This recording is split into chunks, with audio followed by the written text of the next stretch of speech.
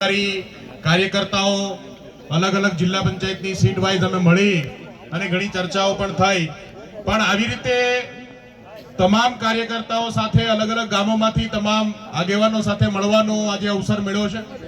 આમ તો આ સ્નેહ મિલન છે, એટલે સ્નેહ સાથે આપણે સૌ ભેગા થયા છે।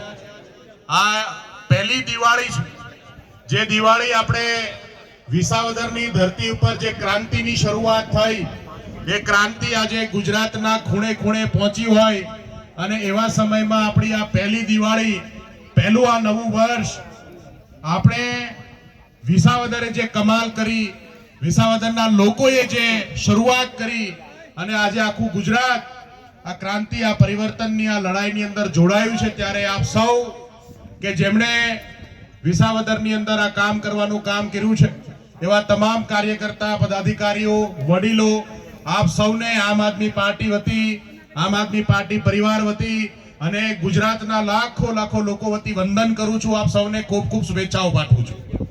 આપણા બધા માટે આ એક શરૂઆત, હજુ એમ કહી શકાય કે ક્યાંય નથી પહોંચ્યા, પણ છતાં આપણે પહેલું પગલું ભર્યું છે, ત્યારે ખૂબ લાંબી લડાઈ, ખૂબ લાંબી મુસાફરી આપણે સૌએ કરવાની છે। તમે જોવો છો કે જે ગુજરાતના ખેડૂતો હોય, ગુજરાતના શોષિતો, વંચિતો, ગુજરાતના લાખો કરોડો લોકો કે જેમણે આજે પણ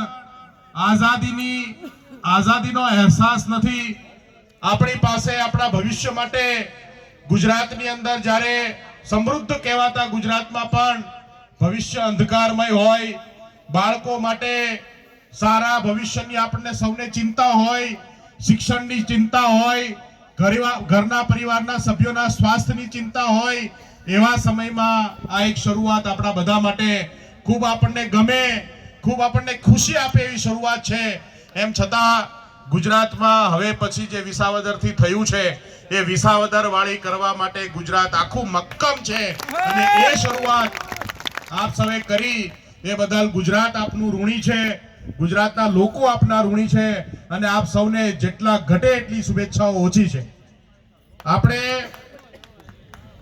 ગુજરાતના ખેડૂતોનું આંદોલનની શરૂઆત થઈ, આપ સૌ જાણો છો કે બોટાદની અંદર કપાસ વેચવા જતા ખેડૂતો સાથે કડદા પ્રથા અંતર્ગત એમ કહી શકાય કે કડદા પ્રથાના નામે પૈસા કાપી લઈ અને ખેડૂતોના પાકના ભાવ નહીં આપવા, ખેડૂતો સાથે અન્યાય કરવાનું કામ જ્યારે કરતા હતા, ત્યારે આમ આદમી પાર્ટીએ આપણા ભાઈ રાજુભાઈ કરપડા જેવા યુવા ખેડૂત આગેવાનોએ ભેગા થઈને જે આંદોલનની શરૂઆત કરી, એ આંદોલન આજે ગુજરાતની અંદર ગુજરાતના ખેડૂતોની વેદનાઓને વ્યક્ત કરવા માટે અને ગુજરાતના ખેડૂતોને આ પીડાઓમાંથી મુક્ત કરવા માટેનું આંદોલન બન્યું છે।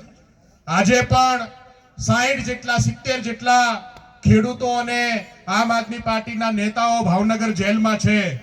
આ અત્યાચારી, આ તાનાશાહ સરકાર કે જેની સામે આપણે અવાજ ઉપાડીએ અને એ અવાજ દબાવવાની કોશિશ કરે, બોલવા પણ ન દે, એવા સમયમાં વિસાવદરે ગુજરાતને બોલતા કર્યા છે, ગુજરાતના ખેડૂતો બોલતા થયા છે।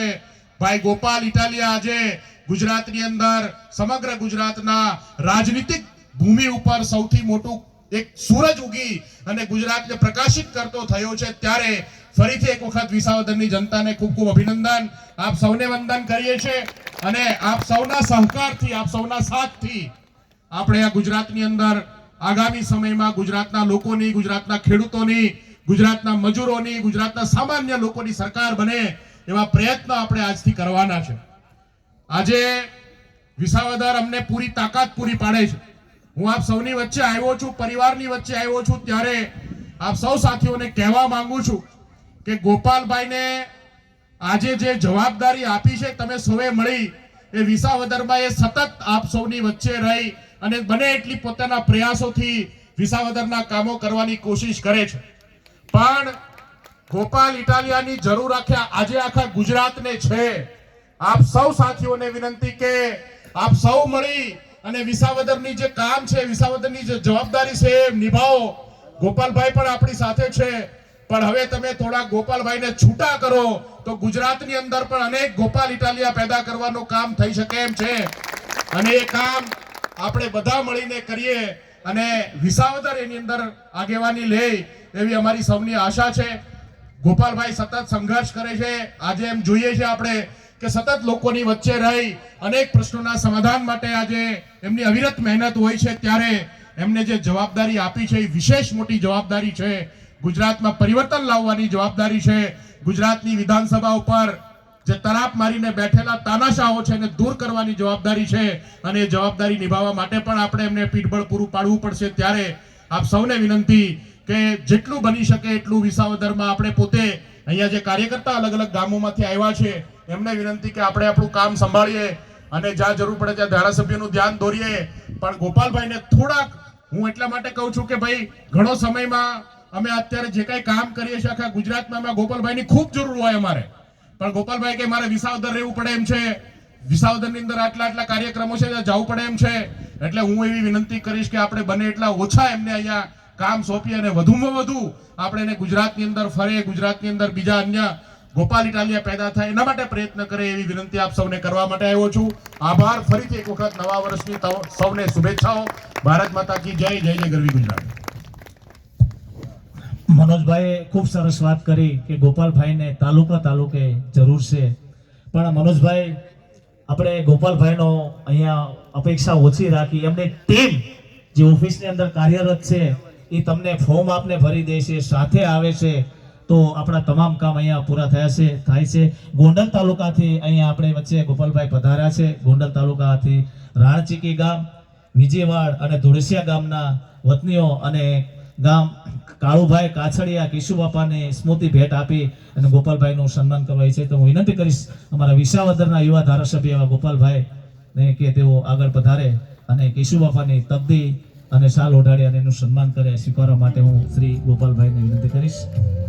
ધોળસિયા ગામ અને વિજયવાડ અને રાણસીકી ગામના આ યુવાનો છે. એકવાર જોરદાર તાલીઓના નાદથી વધાવી લઈ ઈશુ બાપાને તકદી અને ચાલ ઉડાડી અને સન્માન કરી રહ્યા છે. ત્યાર પછી સોમનાથ જિલ્લાના તાલાળાના